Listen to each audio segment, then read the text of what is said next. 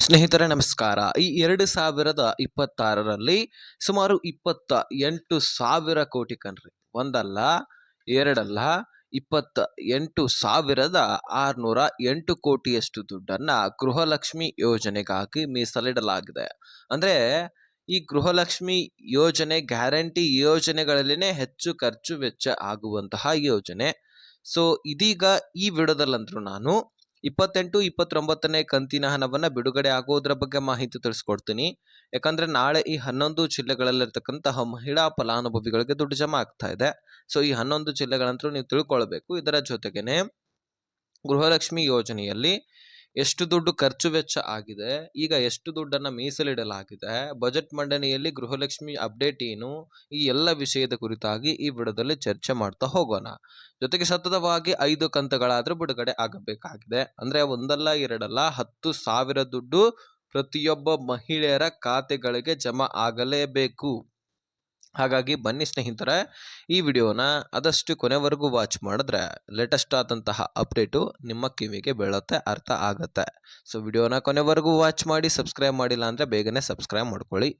ಸ್ನೇಹಿತರೆ, ಗೃಹಲಕ್ಷ್ಮಿಯಲ್ಲಿ ಒಟ್ಟಾರೆಯಾಗಿ 28ನೇ ಕಂತು ಜೊತೆಗೆ 29ನೇ ಕಂತು 4,000 ಬಿಡುಗಡೆ ಆಗ್ತಾ ಇದೆ ಇದೀಗ. ಹೌದು, ಈ ಹಿಂದಿನ ರಂಜಾನ್ ಹಬ್ಬ ಹಾಗೂ ಯುಗಾದಿ ಹಬ್ಬಕ್ಕೂ ಕೂಡ 4,000 ಕೊಟ್ಟಿದ್ರು. ಉದಾಹರಣೆಗೆ 26 ನವೆಂಬರ್ ತಿಂಗಳ ಹಣ, 27 ಡಿಸೆಂಬರ್ ತಿಂಗಳ ಹಣ. ಹೋದ ವರ್ಷದ 2 ಕಂತುಗಳು ಪೆಂಡಿಂಗ್ ಉಳಿದಿತ್ತು, ಅದೆಲ್ಲವೂ ಕೂಡ ಕ್ಲಿಯರ್ ಆಯಿತು. ಆದರೆ ಇಲ್ಲಿ ಈ ವರ್ಷದಲ್ಲಿ 28 ಜನವರಿ ತಿಂಗಳ ಹಣ, 29 ಫೆಬ್ರವರಿ ತಿಂಗಳ ಹಣ, 30ನೇ ಕಂತಿನ ಹಣ ಅಂದರೆ ಮಾರ್ಚ್ ತಿಂಗಳ ಹಣ. ಮಾರ್ಚ್ ಕೂಡ ಮುಗಿದೋಗಿದೆ, ಹೀಗಾಗಿ ಮಾರ್ಚ್ ತಿಂಗಳ ಹಣವನ್ನು ಕೂಡ ಕೊಡಬೇಕು. ಸರ್ಕಾರಿ ಯಾವ ರೀತಿಯಾಗಿ ದುಡ್ಡು ಜಮಾ ಮಾಡತ್ತಂದ್ರೆ, ಸರ್ಕಾರಿ ನೌಕರಸ್ಥರ ವೇತನವನ್ನು ನಾವು ಹೇಗೆ ಕೊಡ್ತೀವಿ ಅದೇ ರೀತಿಯಾಗಿ ಗೃಹಲಕ್ಷ್ಮಿ ಯೋಜನೆಯಲ್ಲಿಯೂ ಕೂಡ ದುಡ್ಡನ್ನು ಕೊಡ್ತೀವಿ. ಅಂದರೆ ಸರ್ಕಾರದವರು ಸರ್ಕಾರಿ ನೌಕರಸ್ಥರಿಗೆ ಪೂರ್ತಿಯಾಗಿ ಮಾರ್ಚ್ ತಿಂಗಳು ದುಡಿಮೆ ಮಾಡಿದ್ರೆ ಅಂದರೆ ಏಪ್ರಿಲ್ನಲ್ಲಿ ಕೊಡ್ತಾರೆ ಮಾರ್ಚ್ ತಿಂಗಳ ಹಣವನ್ನು, ಏಪ್ರಿಲ್ ತಿಂಗಳಲ್ಲಿ ದುಡಿಮೆ ಮಾಡಿದ್ರೆ ಮೇನಲ್ಲಿ ಕೊಡ್ತಾರೆ. ಹೀಗಾಗಿ ಮಾರ್ಚ್ ತಿಂಗಳ ಹಣ ಕೂಡ ಬರಬೇಕು ಏಪ್ರಿಲ್ನಲ್ಲಿ, ಇನ್ನು ಏಪ್ರಿಲ್ದು ಮೇನಲ್ಲಿ ಬರುತ್ತೆ. ಈ ತಿಂಗಳಲ್ಲಿ ನಾವು ಕೇಳಕ್ಕೆ ಬರೋದಿಲ್ಲ. ಹೀಗಾಗಿ ಈ ವರ್ಷದಲ್ಲಿನೇ 3 ಕಂತುಗಳನ್ನು ಸರ್ಕಾರ ಕೊಡಬೇಕಾಗಿದೆ. ಈ 3 ಕಂತುಗಳಂದ್ರೆ 6,000 ಅಲ್ವಾ, ಇನ್ನು 4,000, ಇನ್ನು 2 ಕಂತುಗಳು ಯಾವುವು ಅಂತ ನಿಮ್ಮ ಮನದಲ್ಲಿ ಪ್ರಶ್ನೆ ಬರಬಹುದು. ಹೌದು, ಈ 3 ಕಂತುಗಳನ್ನು ಹೊರತುಪಡಿಸಿ ಇನ್ನೂ 2 ಕಂತುಗಳನ್ನು ಸರ್ಕಾರ ಕೊಡಬೇಕಾಗಿದೆ. ಸೊ ಅದನ್ನು ಹೇಳ್ತೀನಿ ನಾನು. ಅದಕ್ಕಿಂತ ಮುಂಚಿತವಾಗಿ ಈ 11 ಜಿಲ್ಲೆಗಳಂತೂ ತಿಳಿಸ್ಬಿಡ್ತೀನಿ, ಯಾಕಂದರೆ ಬಹಳಷ್ಟು ಮಹಿಳಾ ಫಲಾನುಭವಿಗಳು ಕಾಯ್ತಾನೆ ಇರ್ತಾರೆ ಇದರ ಬಗ್ಗೆ ಕೇಳಲಿಕ್ಕೆ. ಸೊ ಹಾಗಾಗಿ ಇದನ್ನು ನಾನು ಮೊದಲು ಹೇಳ್ಬಿಡ್ತೀನಿ. ಈ 11 ಜಿಲ್ಲೆಗಳಲ್ಲಿ ಮುಖ್ಯವಾಗಿ ಬೆಂಗಳೂರು ನಗರ ಮತ್ತು ಬೆಂಗಳೂರು ಗ್ರಾಮಾಂತರ, ಯಾಕಂದರೆ ಈಗಾಗಲೇ ಟ್ರಯಲ್ ನಡೀತಾ ಇತ್ತು, ಯಾವುದೇ ತಾಂತ್ರಿಕ ದೋಷಗಳು ಕೂಡ ಕಂಡು ಬಂದಿಲ್ಲ. ತಾಂತ್ರಿಕ ದೋಷ ಕಂಡು ಬಂದಿದ್ದಾದರೆ ಇನ್ನೂ 4-5 ದಿನಗಳ ಕಾಲದಲ್ಲಿ ಡಿಲೇ ಆಗ್ತಾ ಇತ್ತು, ಆದರೆ ತಾಂತ್ರಿಕ ದೋಷ ಕಂಡು ಬಂದಿಲ್ಲ. ಇನ್ನು ಟ್ರಯಲ್ ಬೆಂಗಳೂರು ನಗರ ಮತ್ತು ಬೆಂಗಳೂರು ಗ್ರಾಮಾಂತರದಲ್ಲಿನೇ ಯಾಕೆ ನಡೆಯುತ್ತಂದರೆ, ನಿಮಗೆ ಈ ಮಾಹಿತಿ ತಿಳ್ಕೊಳ್ತಾ ಗೃಹಲಕ್ಷ್ಮಿ ಪ್ರೊಸೆಸರ್ ಬಗ್ಗೆನೂ ಕೂಡ ತಿಳಿಯುತ್ತೆ. ಕರೆಕ್ಟಾಗಿ ಕೇಳಿಸ್ಕೊಳ್ಳಿ. ಈಗ ಹಣಕಾಸು ಇಲಾಖೆಗೆ ಮಹಿಳಾ ಮತ್ತು ಮಕ್ಕಳ ಕಲ್ಯಾಣ ಇಲಾಖೆ ನೋಟಿಸ್ ಕಳಿಸ್ತಂದ್ರೆ ಅಲ್ಲಿಂದ ದುಡ್ಡು ಬಿಡುಗಡೆ ಆಗುತ್ತೆ ಮಹಿಳಾ ಮತ್ತು ಮಕ್ಕಳ ಕಲ್ಯಾಣ ಇಲಾಖೆಗೆ. ಅಲ್ಲಿಂದ ಏನಾಗುತ್ತೆ, ಡೈರೆಕ್ಟ್ ಆಗಿ DBT ಟ್ರೆಜರಿಗೆ ಪುಷ್ ಆಗಿ ನಿಮ್ಮ ಅಕೌಂಟ್ಗಳಿಗೆ ಜಮಾ ಆಗೋದಿಲ್ಲ. 35 ತಾಲೂಕು ಗ್ರಾಮ ಪಂಚಾಯಿತಿಗಳಿಗೆ ದುಡ್ಡನ್ನು ಕಳುಹಿಸಲಾಗುತ್ತೆ. ಸೊ ಆ 35 ತಾಲೂಕು ಗ್ರಾಮ ಪಂಚಾಯಿತಿಗಳು ಈ ಬೆಂಗಳೂರು ನಗರ ಮತ್ತು ಬೆಂಗಳೂರು ಗ್ರಾಮಾಂತರ ಸುತ್ತಮುತ್ತ ಇರತಕ್ಕಂತಹ ಗ್ರಾಮ ಪಂಚಾಯಿತಿಗಳು.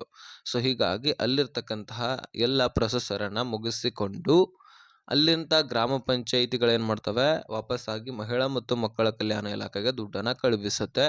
ಇಲ್ಲಿ ಉಳಿದಂತಹ ಅಲ್ಪ ಸ್ವಲ್ಪ ಪ್ರೊಸೆಸರನ್ನು ಕೂಡ ಮುಗಿಸ್ಕೊಳ್ಳಲಾಗತ್ತೆ.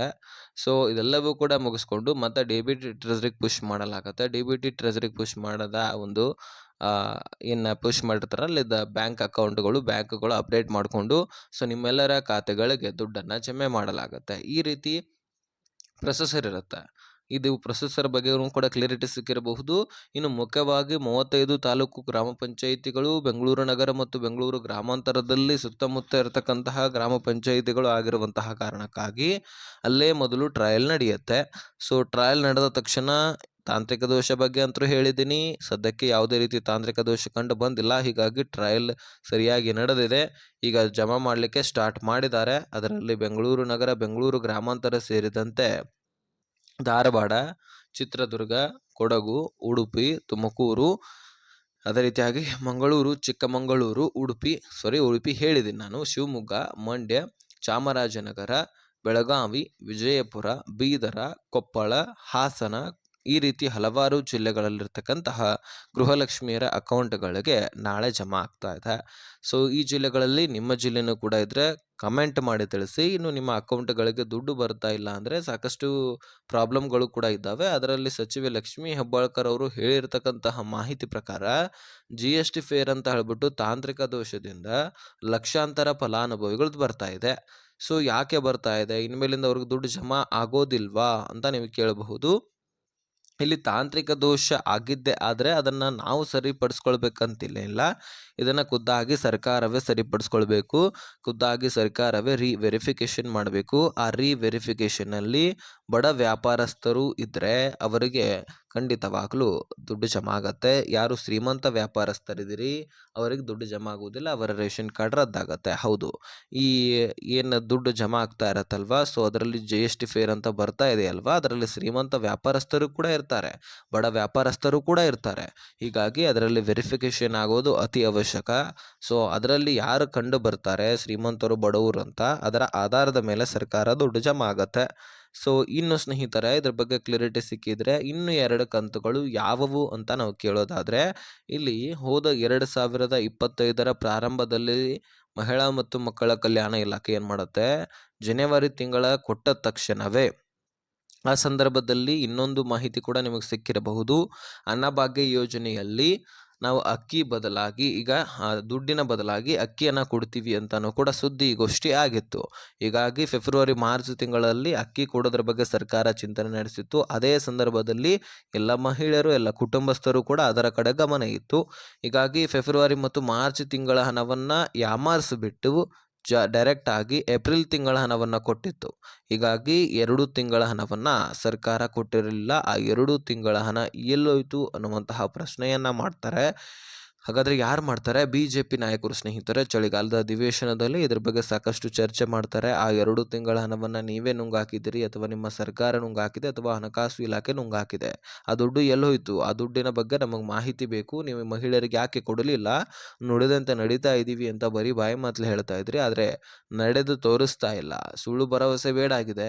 ದುಡ್ಡಿಲ್ಲ ಅಂದರೆ ಇಲ್ಲ ಅಂತ ಹೇಳ್ಬಿಡಿ, ನಾವು ಕೇಳೋದನ್ನೇ ಬಿಟ್ಬಿಡ್ತೀವಿ. ಈ ರೀತಿ ಪ್ರೆಷರನ್ನು ಬಿಲ್ಡ್ ಮಾಡ್ತಾರೆ. ಸಚಿವೆ ಲಕ್ಷ್ಮೀ ಹೆಬ್ಬಾಳ್ಕರ್ ಅವ್ರು ಮೊದಲಿಗೆ ನಾವು ಕೊಟ್ಟಿದ್ದೀವಿ ಅಂತಾನೆ ಹೇಳ್ತಾರೆ.